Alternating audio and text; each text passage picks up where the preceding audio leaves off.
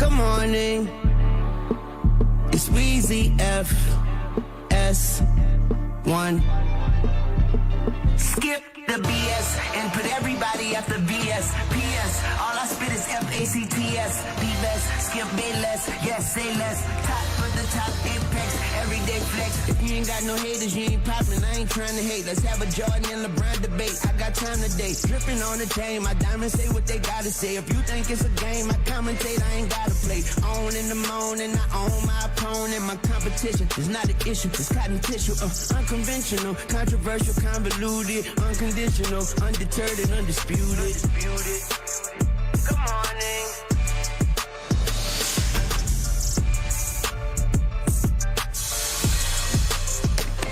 Good morning. It is time to skip the BS. Time for Undisputed. Time to talk Lamar Jackson, MVP, and Ravens Super Bowl favorites. This after that beatdown in the Bay. The 49er bullies getting bullied in their house by the 6-point underdog Ravens. The final score was 33-19, and it didn't even feel that close. Man, am I loving my preseason pick of Ravens winning the Super Bowl. Keyshawn had the Ravens in the Super Bowl. Keyshawn and I were the only two on this show who had the Ravens, quote-unquote, upsetting the 49ers last night. Michael Irvin, Richard Sherman, and Lil Wayne all had San Francisco winning last night. Michael will join us in just a few minutes to talk Cowboys, dead or alive. Not sure which they are at this point. But first up, Richard, you played for the 49ers. Did the Ravens look like clearly the better team last night? Yeah, Skip, they played great defense. They had 4 interceptions, got a 5th from Sam Darnold at the end of the game. I mean, you can't win a game when you turn the ball over 5 times. Their defense was attacking all night. They were swarming. You got to give them a lot of credit. They forced Brock Purdy into bad passes. They tipped the passes away. They intercepted the football. Christian McCaffrey still had a really good game. But at the end of the day, those are the things that determined the outcome of the game. So they played a better game than the San Francisco 49ers last night for sure. Ooh, that was quick. Man, that's like no mas. I ain't never heard you go that fast, Richard. Yeah. Hey, I guess it is what it is. It's over. It is what it is. It is what it is. Yeah, that's true. Look, Skip, the Ravens dominated on both sides of the football, okay? Period. They just did. And you talk about dominating, they physically outplayed the San Francisco 49ers. I picked them to go and win the football game. You mentioned that at the top, you and I both. Yeah. But I didn't think that they would just physically impose that will on them and dominate them to a whole nother level. Chris McCaffrey, yeah, he had 100 yards running, okay, whatever. They probably should have kept running the football early and often with him. But they played the Brock Purdy game. They wanted to try to... They wanted to try to show up Lamar. My quarterback's better than yours. That's why they got beat at. Trying to be too cute and too smart in the situation. It's not about the stinger, okay? He started the game. And when you start a football game, that means you can play. I don't want to hear anything about, oh, well, his stinger will get better. I don't want to hear any of that. Neither do I. The guy on the other side of the field played like an MVP. On and off the field, he's done a tremendous job in his career. And when you watch what they did with those young receivers and Zay Flowers getting after him, but then a guy like Jadeveon Clowney, he all of a sudden became the number 1 overall pick in last night's game. Agreed. When I look at it, Skip, the lights were too bright, which is crazy as it sounds for the 49ers yesterday, but they were not too bright for the Baltimore Ravens. And you look at the statistical side of things, Lamar Jackson played phenomenal. He did what he could. As I said when we left this show on Friday, they've never seen a quarterback like this. Yes, they faced Kyler Murray a lot in San Francisco, but this is different. This is just a different, I don't want to hear any of this, he can't throw from the pocket. Oh, I worry about him in the run game. That's pretty much it. He can't do, miss me with that. This dude here is on a whole nother level than what you've seen before at this quarterback position with this style. Yes, we've had the Cam Newtons of the world and the Michael Vicks. We've had all those guys, even Jalen Hurts. But for whatever reason, he rises to the occasion. And then all of a sudden, the rest of his teammates are following him. And they rise to the occasion. Defense came to play. That's just the flat-out thing is they came to play and the 49ers did not. Precisely. What I loved the most about last night is that the Baltimore Ravens, with their play like a Raven tradition, went into San Francisco, where San Francisco has destroyed teams such as my team, owned that turf, and all of a sudden the Ravens walked on to their turf and said, watch this. And I thought they bullied the San Francisco Bullies in their house on their turf. And that defense is hellacious hard to deal with because they disguise and they smash and they smack. And just real quick, I just thought this was the play of the night for me was Marlon Humphrey challenging Debo on that little quick pass. If we could see this play, I just thought it was, I know it came in the third quarter. It wasn't like a first quarter tone setter, but most people don't do that. Most people just don't want any part of that. And Marlon Humphrey said, okay, I'll take my shot.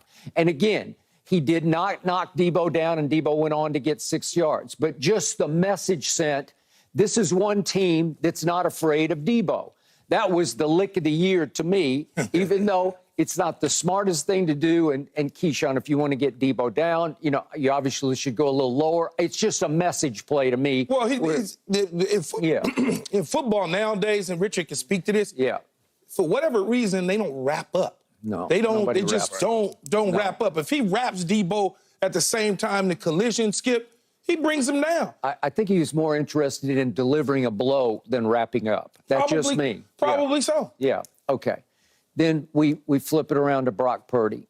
And look, I always put everything back in the context of my Dallas Cowboys. We're going to talk about them in just a few minutes, dead or alive.